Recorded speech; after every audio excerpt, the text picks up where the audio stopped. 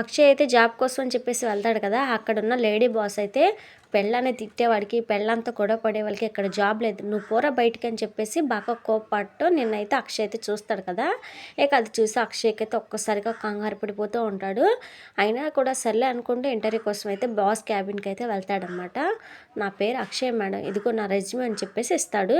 జాబ్కి అప్లై చేసినప్పుడు మెయిల్ చేశారు కదా, నేను చూశాను, మీ ప్రొఫైల్ బాగుంది, కానీ ఈ జాబ్ మీకు ఇవ్వాలంటే కొన్ని కండిషన్స్ ఉన్నాయని చెప్పేసి చెప్తుంది అనమాట.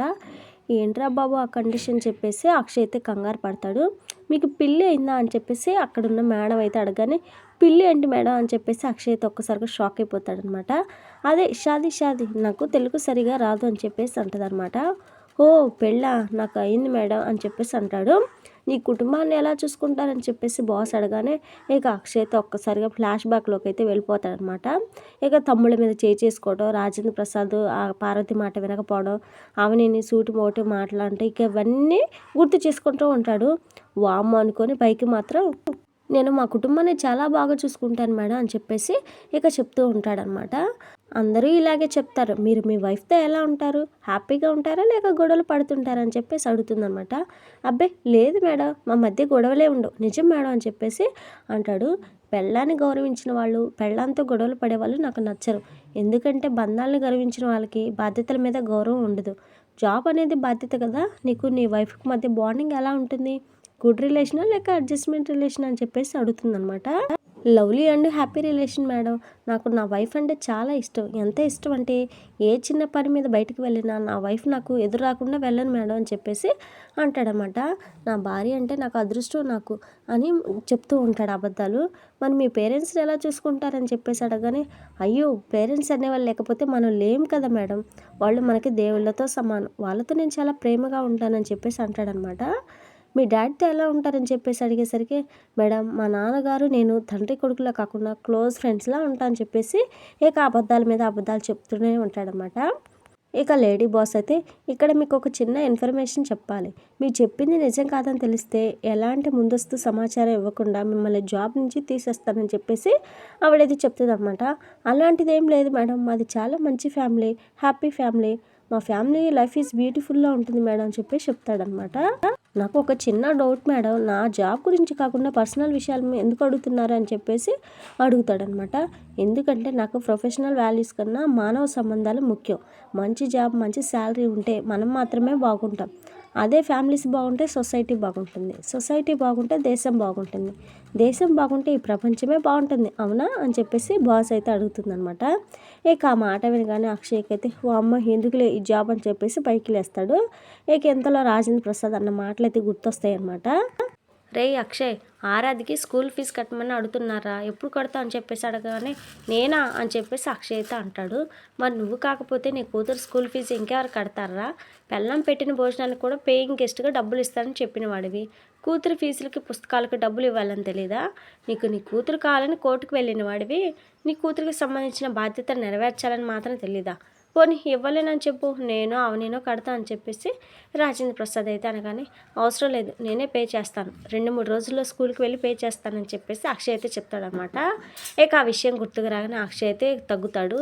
జాబ్ చేయకపోతే కూతురికి ఫీజు కట్టలేని చేతగాని వాడినని నాన్న అనుకుంటాడు, నా కూతురికి కూడా సమాధానం చెప్పుకోలేను, నన్ను చీప్గా అనుకుంటారు, అవని ముందు కూడా చులకన అయిపోతానని చెప్పేసి మనసులో అనుకొని అలా ఆలోచిస్తూ ఉండగానే ఇక లేడీ బాస్ అయితే, అక్షయ్ మీకు జాబ్ వద్దా లేదా అని చెప్పేసి అడుగుతుందనమాట. లేదు మేడం, నాకు ఈ జాబ్ చాలా అవసరం అని చెప్పేసి అంటాడు. అయితే కండిషన్స్ అన్నీ ఒప్పుకున్నట్లే కదా అని చెప్పేసి బాస్ అయితే అడుగుతుందనమాట. వామ్మో, ఫ్యామిలీ గురించి ఎవడ ఎన్ని ఎంక్వైరీలు చేసిందంటే ఏదో ఒక రోజు నా గురించి నా పర్సనల్ లైఫ్ గురించి తెలుసుకోవడానికి ప్రయత్నిస్తుంది, అప్పుడు నన్ను నిర్దాక్షిణ్యంగా చీకొట్టి పొమ్మంటుంది, ఎలా మేనేజ్ చేయాలి రబ్బు దేవుడా అని చెప్పేసి అనుకుంటాడనమాట. ఇక తర్వాత సీన్లో అయితే పల్లవి శ్రేయ అయితే కూర్చొని ముచ్చట్లు పెట్టుకుంటూ ఉంటారు. అక్షయ్ బావ రానన్నారు కాబట్టి వ్రతం లేనట్లేగా అని చెప్పేసి శ్రేయ అనగానే, అంతేగా అని చెప్పేసి పల్లవి అయితే అంటదనమాట. ఇంతలో ఏంటే ఎదురు కూర్చొని ఏం మాట్లాడుకుంటున్నారని చెప్పేసి భానుమతి అయితే అడుగుతుంది. జరగని పెళ్ళికి బాజాలు ఎందుకు అనే టాపిక్ మీద మాట్లాడుకుంటున్నాం అమ్మమ్మ అని చెప్పేసి పల్లవి అయితే చెప్తుంది అనమాట. వ్రతం చెడ్డ ఫలితం దక్కింది అంటారు కదా అమ్మమ్మ గారు, అసలు వ్రతమే జరగకపోతే ఫలితమే ఉండదు కదా అనుకుంటున్నా అని చెప్పేసి శ్రేయ అయితే అంటదనమాట. ఇక భానుమతి అయితే, అంటే నా కోడలు పార్వతి చేయాలనుకున్న వ్రతం జరగదు అనుకుంటున్నారా అని చెప్పేసి అడుగుతుందన్నమాట. ఆ విషయం గురించి కాదు కానీ అలాంటి విషయం గురించి అమ్మమ్మ అని చెప్పేసి పల్లవి అయితే అంటుంది. ఇంతలో ప్రణతి భారత్ అయితే అక్కడికైతే వస్తారనమాట. ఇక కూర్చో బాబు అని చెప్పేసి భానుమతి అనగానే ఇక భారత్ అయితే కూర్చోడనమాట. ఇక వెంటనే పల్లవి అయితే అమ్మమ్మ మన ఇంట్లో పనిచేసేవాడిని పిలిచి మన పక్కన కూర్చోమంటే కూర్చుంటాడో చెప్పు, 1000 రూపాయలు ఇస్తామన్నా కూడా కూర్చోడు. ఎందుకంటే వాడికి మనతో కూర్చునే అర్హత లేదు కాబట్టి. భరత్ కూడా తనకి అలాంటి అర్హత లేదని తెలుసు కాబట్టి నువ్వు కూర్చోమన్నా కూర్చోలేదు. అది మనం అర్థం చేసుకోలేమమ్మా అని చెప్పేసి చెప్తూ ఉంటుందన్నమాట. ఇక భానుమతి అయితే బుద్ధి లేకుండా ఏంటి ఆ మాటలు, భరత్ పనివాడి కాదు, నీ ఆడపడిచి భర్త, ఈ ఇంటి అల్లుడు, నోటికి వచ్చినట్లు వాగే ఉంటే మర్యాదగా ఉండదు, జాగ్రత్త అని చెప్పేసి అంటుందన్నమాట. ఇక ప్రణతి కూడా మర్యాద తెలియని వాళ్ళకి మర్యాద గురించి చెప్పడం ఎందుకు నానమ్మ అని చెప్పేసి అంటది. ఏమన్నావు అని చెప్పేసి పల్లవి అయితే పైకి లేకనే నా భర్త మీతో కూర్చోవడానికి అర్హత లేదని అనుకోలేదు, సంస్కారం లేని వాళ్ళతో కూర్చుంటే తన మర్యాద పోతుందని కూర్చోలేదని చెప్పేసి ప్రణతి అయితే చెప్తుంది అనమాట. మాకు సంస్కారం లేదని చెప్తున్నావా అని చెప్పేసి శ్రేయ అంటదనమాట. నోటికి వచ్చినట్టు మాట్లాడామంటే మర్యాదగా ఉండదు, జాగ్రత్త అని చెప్పేసి ప్రణతి మీద పల్లవి అయితే సీరియస్ అవ్వబోతూ ఉండగానే ఇంతలో ఆ మాట నేను అనాలి అని చెప్పేసి పార్వతి అయితే అక్కడికైతే వస్తుందన్నమాట. మీరిద్దరూ నా కోడళ్ళు మాత్రమే, ప్రణతి నా కూతురు. నా ఇంట్లో నా కూతురికి అల్లుడికి మర్యాద లేకపోతే కోడళ్ళైన మీకు కూడా ఎలాంటి మర్యాద ఉండదు, అది గుర్తుపెట్టుకోండి. నా కూతురు ఈ అబ్బాయిని పెళ్లి చేసుకోవడం మీకు ఇష్టం లేకపోతే ఇష్టం లేనట్లు ఉండండి, అంతేకాని నోటికి వచ్చినట్లు వాగకండి. నా కూతురికి ఇది పుట్టిల్లు అయితే మీకు అత్తవారిల్లు, అత్తింటి పరువు మర్యాదలు నిలబెట్టేస్తుంది కోడళ్ళు తప్ప కూతుళ్ళు కాదు.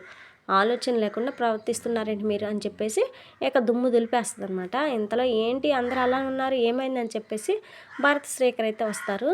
ఏం లేదురా ఏంటి ఇవన్నీ అని చెప్పేసి అక్కడున్న సామాన్లు చూసి అయితే అడుగుతుంది అనమాట. వ్రతానికి కావాల్సిన పూజా సామాగ్రి ఇవి అని చెప్పేసి కమల్ అయితే చెప్తాడు.